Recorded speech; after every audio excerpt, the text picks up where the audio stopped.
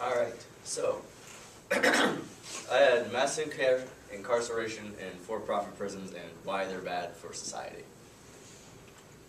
The size of a prison cell, this right here is Bernie Madoff's prison cell that he was in for quite some time.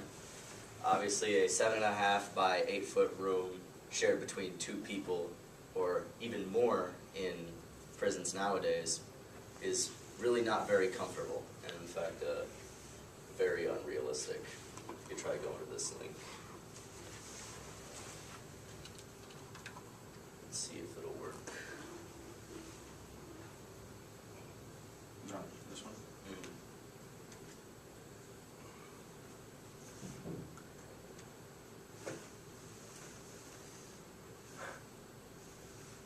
Try it one more time.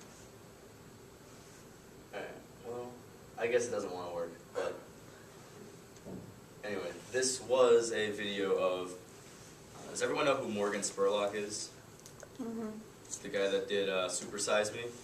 Oh, yeah.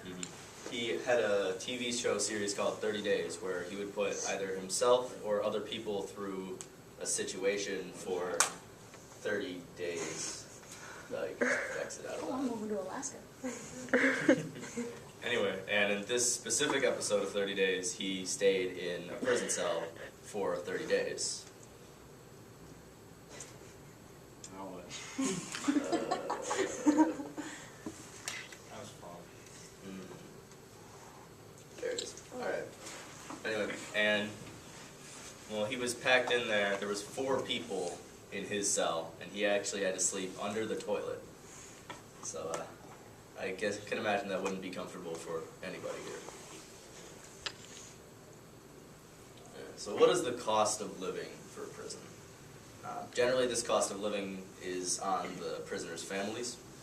About $17 for a 15-minute phone call.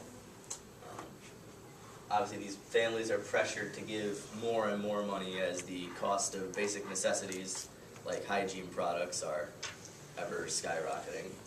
And all this money used to be had a transfer fee of about 5%, and that was pretty stable. But now with privatized services, those fees can be up to 45% of the money doesn't go to the prisoner's account. It just goes straight into the pockets of the corporation. And prisoners can make some money.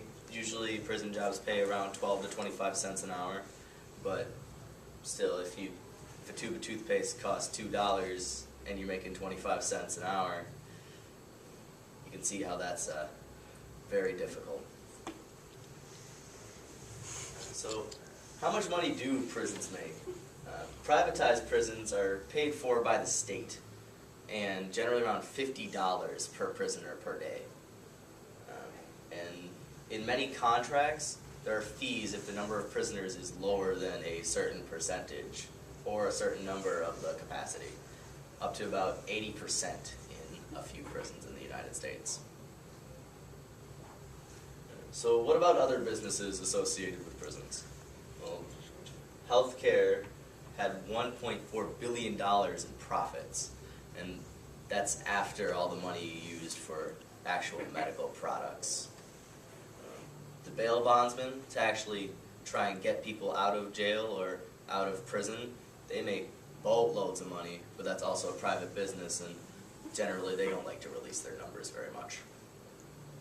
But the whole prison system is worth about $70 billion a year. So why is recidivism so high? Like I said before, there are fees against the state for not having enough prisoners sometimes, and that is a huge reason why the state and the federal government are encouraged to keep putting people in jail and actually not rehabilitating them. Like I said before, people are really packed in like sardines, and prisons are operating at well over maximum capacity just to make more money. Punishment and rehabilitation. Generally, the principle behind incarceration is a person incarcerated will never want to go back, but really this is not possible sometimes. A lot of convicted felons can either have a very low-paying job or no job at all, and there are very few housing options as, well, many places that are for rent won't want to rent to felons unless they are low-income housing. And no job and no house makes them have to commit more crime, even if they really want to change.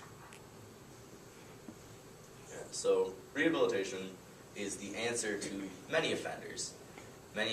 Quite a few violent offenders may have had or may have some sort of mental issues or some sort of break that they can be helped with.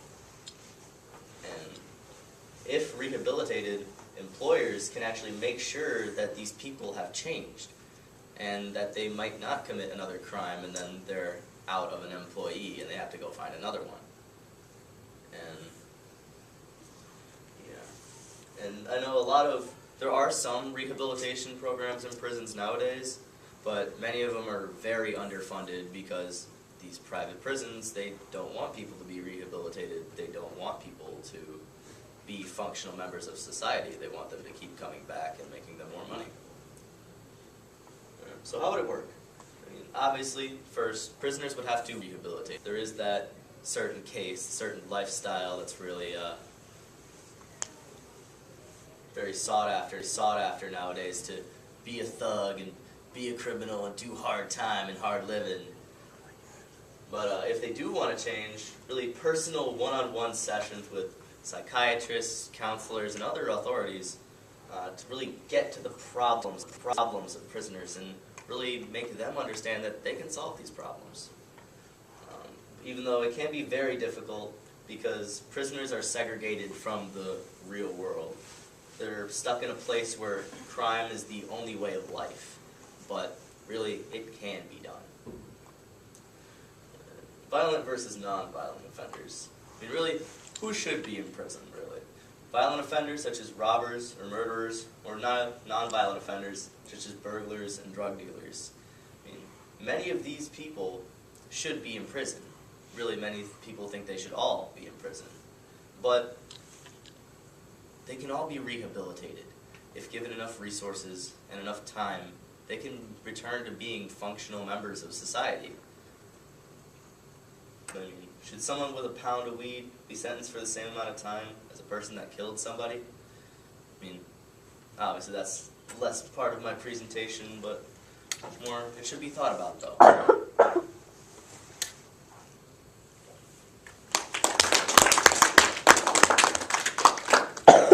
Questions?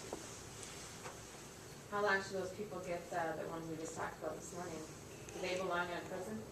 Certainly. Before that, I'm asking all of you guys too, I know you do, I mean, don't you think, what do you think with those 4 18-year-olds? Did they know what they were doing when they did it? Absolutely. Obviously, I was